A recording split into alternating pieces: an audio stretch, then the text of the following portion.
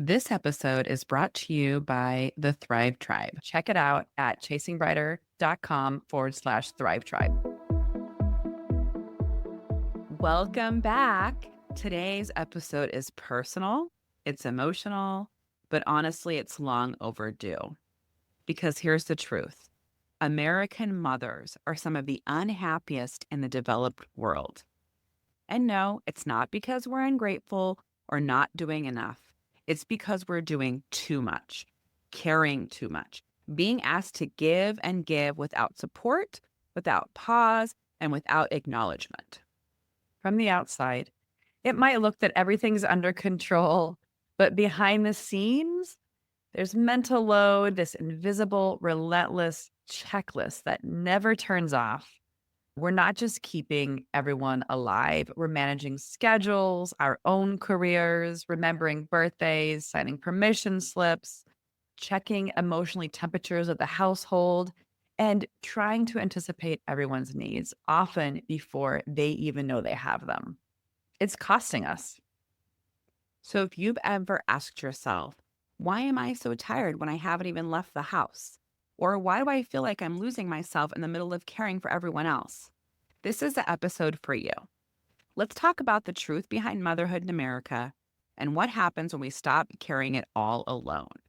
All right, just to give everyone a little bit of background and put some context in this, although we all may know some of these things, there was a study in 2016 from the Council of Contemporary Families that found that mothers in the US report significantly lower levels of happiness compared to moms in countries like Norway, Portugal, and Canada. And why is that? Let's talk about some of those reasons, especially a few of the major ones that keep coming up again and again. The first one is that American mothers are raising children in a system that doesn't often support them. There's little paid leave, there's limited access to affordable childcare, and a culture that glorifies exhaustion.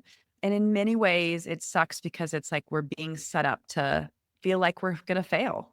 Yeah, I remember I studied abroad in Italy when I was in college, and people still take a break. Shops close for 1 hour, 2 hours, and it was so crazy to me as an American where we work all the time.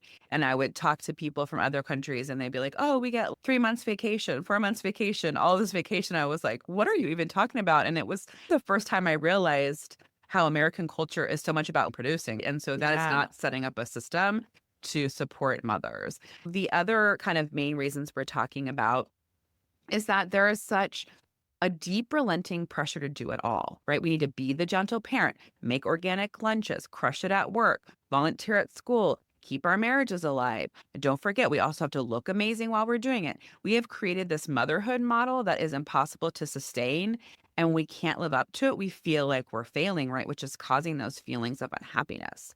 And finally, what we really want to talk a lot about today is the mental load, because it's real. Even in households where partners are involved, it's usually moms who are managing the calendar, remembering the birthday party gift, scheduling the dentist appointment, and noticing when the laundry detergent is low. Around that time when that study started coming out, 2016, 2017, is when I started creating my own practice. And that's when I started hearing the word mental load. Even Mhm. today, almost 10 years later, I have clients who are experiencing this and feeling crazy, and they'll come in and I'll say, "Have you heard of the mental load?" And it's like they had never heard of that, and that just blew their mind and really resonated with exactly how they were feeling, and they didn't realize that is what was going on. So let's talk about what mental load is. It refers to this invisible, ongoing, often overwhelming mental effort of managing the household and family life. And it just feels like it's there. And sometimes it's hard to even put a word to it. So it's not just doing the thing, it's remembering to do the thing, which I hate, which is so much of what my own mental load is. You're Mm. adding this weight of the things you need to remember to do. It's tracking school day, school spirit days or dress up days, field trips, planning meals, managing your family calendar, sports, who's going where, when, noticing what's things are getting low in your house, whether it's paper towels or toilet paper, buying birthday gifts for kids and wrapping them, all the things that just fly through our head at any given time. And then thinking about the future. Right now, my mental load a little bit is even summer camps, like what my kids are Yeah, going to be doing I for the know. summer, even though it's 6 weeks away. Mm. The mental load is constant. It's often this invisible thing to anybody around us. And in most families, especially in heterosexual households, it disproportionately falls on women. Yeah. We want to talk then about two big contributors to the mental load. And then toward the end of this, we're going to give what we think maybe are some antidotes or to help take some things off your plate. So, one is decision fatigue. Women make an enormous number of decisions in a day, from what's for dinner to when to book the dentist to how to respond to a child's meltdown. By the end of the day, our brains are fried. Not because we've done physical labor, which I mean, it's possible we have, but because we've made hundreds of micro decisions on behalf of other people. And this fatigue makes us snappy, depleted, filled with guilt for not enjoying motherhood. Okay, right now, midday for us, Kelly, I want you to let's list out decisions we've already had to make for the day or things we've had to do. I'll start because I threw that at you. Okay. I Yes. had to make breakfast for two children, lunch for two children, add things. So my husband's doing the grocery shopping, right? So he's physically doing it, but I had to create the list on the app of what to get. And then he asked me, is that all you want? And I said, I added more on the app for you to get the things. Then I called my teenager to say, hey, you're going home. Make sure you let the dogs out. You have PT today. What else do you have today? Talked to her about that. Had to get everything prepared today to come here to work and then decided in my schedule, I'm going to run home in between sessions. I have a 30-minute window so I can grab snacks. So I get the boys because when I pick them up at 2 o'clock, they are starving, insanely starving. So how about for you? And I had to give our animals water and feed our animals. So I had to feed a lot of mouths today.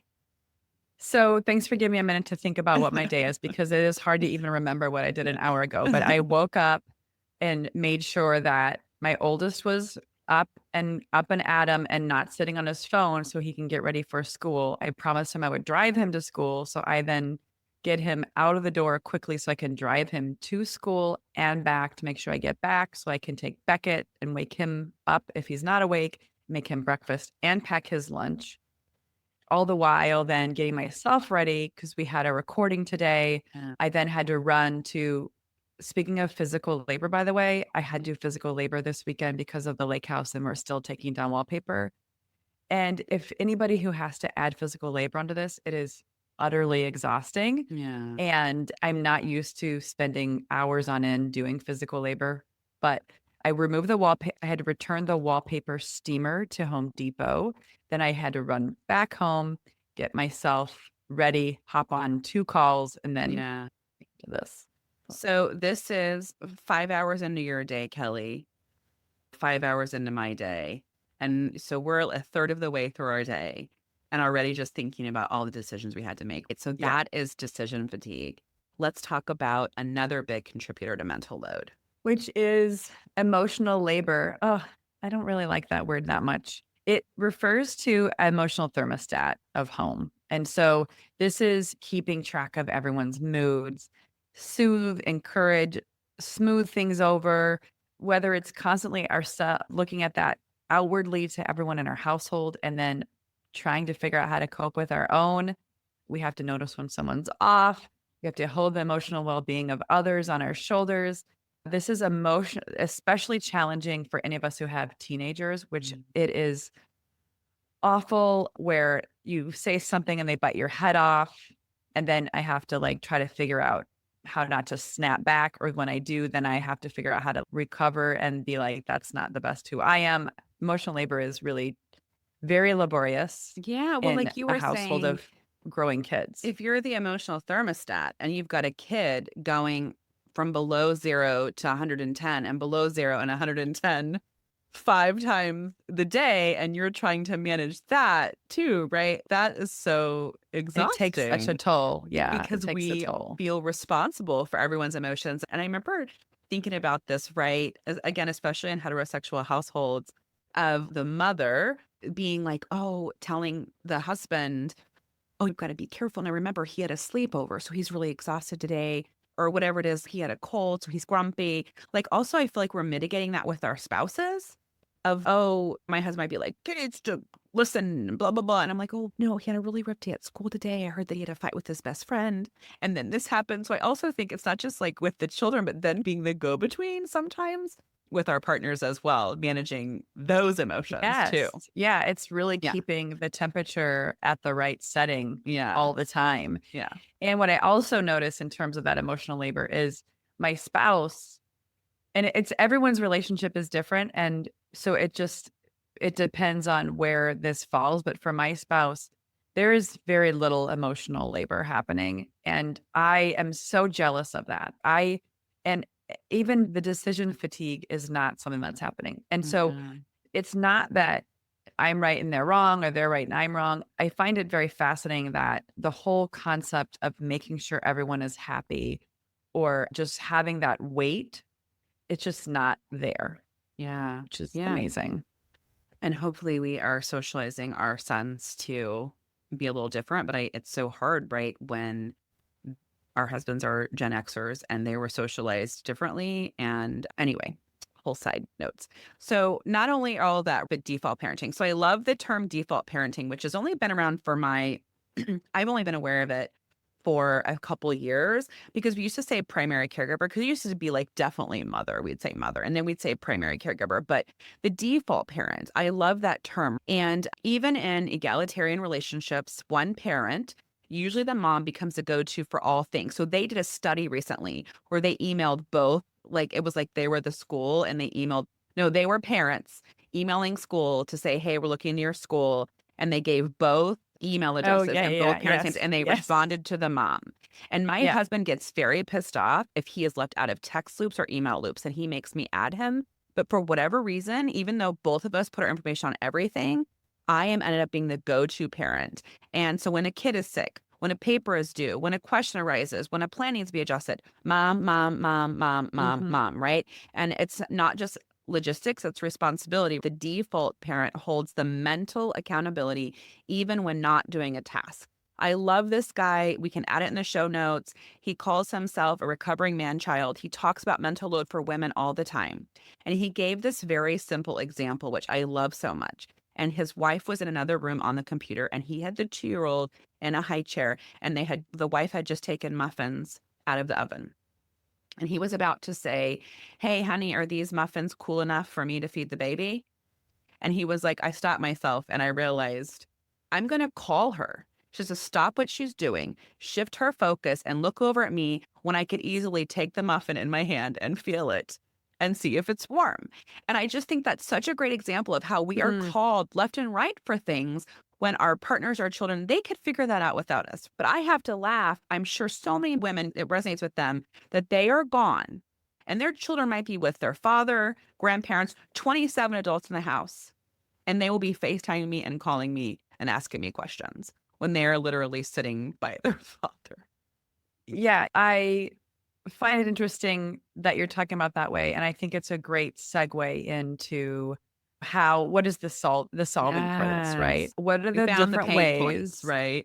Yeah. yeah, that we girls, we feel you, man, we feel you. It's Yeah. really challenging, but there's light at the end of the tunnel, and I know Yes. this is really an ongoing challenge, especially because now Jess, I know mom always said you never stop worrying, but we Yeah. also see as our kids are going to be in college in a handful of years that there might be like a little bit less taxing weight on us in some way Yeah. because The they're not default physically parenting there, component, yeah, I think would be reduced a little bit. which will be great.